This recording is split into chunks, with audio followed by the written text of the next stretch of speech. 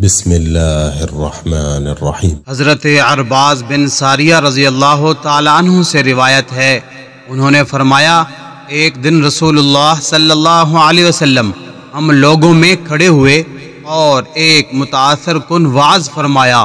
جس سے دل اللہ کی ناراضگی اور عذاب سے خوف زدہ ہو گئے اور آنکھیں اشکبار ہو گئیں۔ عرض کیا گیا، اے اللہ کے رسول،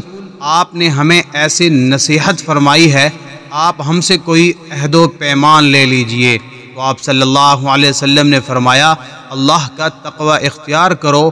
اور حکم سن کر تعمیل کرو، اگرچہ تمہارا حاکم کوئی حبشی غلام ہو، اور تم میرے بعد سخت اختلاف دیکھو گے تو میری سنت کو اور ہدایت یافتہ خلفائے راشدین کے طریقے کو اختیار کرنا، اسے داڑھوں سے پکڑ کر رکھنا، اس پر مضبوطی سے قائم رہنا اور نئے نئے کاموں سے پرہیز کرنا، کیونکہ ہر بدعت گمراہی ہے۔